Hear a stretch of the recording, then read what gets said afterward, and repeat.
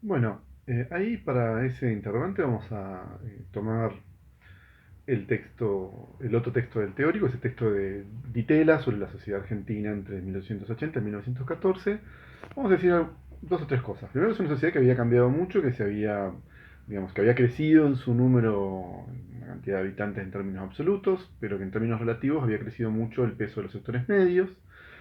y que va a, digamos, tener un desarrollo y un despliegue de una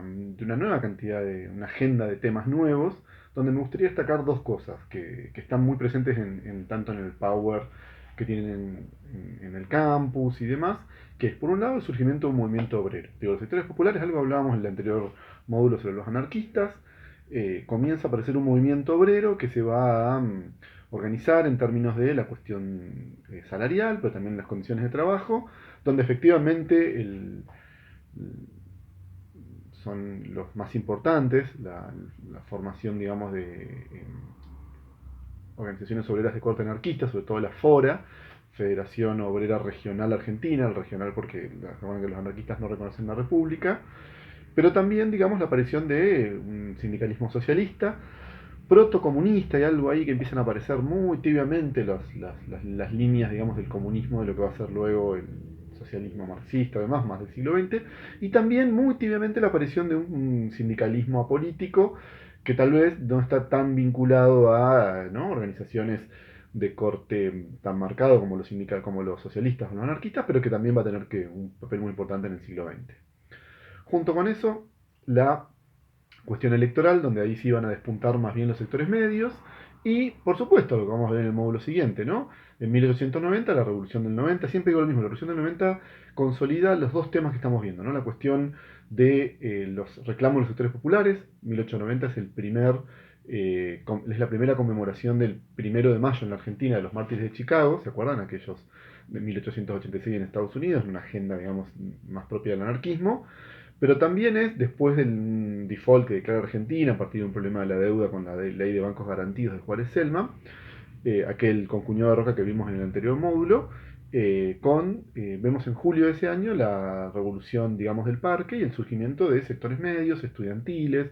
también algunos no tan jóvenes pero vinculados a los reclamos de los 80, digamos, de los viejos autonomistas, que van a consolidar, ya les digo, un reclamo sobre todo de corte político y de que el roquismo es una expresión corrupta y un régimen que debe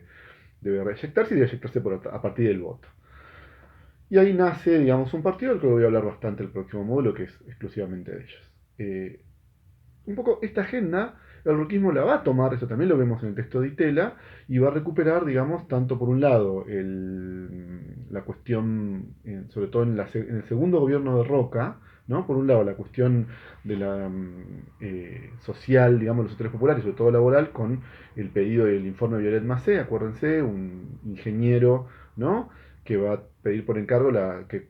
recopile la situación de la clase obrera en la Argentina y va a descubrir que es malísima, a descubrir, o sea, va a mostrar fehacientemente con una investigación muy importante, de mucha empiria. Y después, por otro lado, en la cuestión electoral, la aparición del Código Joaquín B. González de 1902, que también, ¿no?, marca una transformación hacia pautas electorales, si se quiere, más, como que fueran menos acusados de fraude y demás. Todo esto terminó generando toda esa sumatoria, porque efectivamente ninguna de las dos cosas, y el segundo gobierno de Roca no culminó los conflictos, hay rebeliones y revoluciones radicales en 1893, en 1905 y demás, devienen con el gran cambio del reformismo del roquismo, pero ya digamos dentro de las líneas, sobre todo el modernistas, digamos, de Roca se empeña, con la aparición de la ley 8.871, que deviene en 1912 y en 1916 con el triunfo de la UCR. Pero de la UCR voy a hablar en el próximo módulo, ahora quiero contarles un poquito de, bueno, qué pasaba en otros países.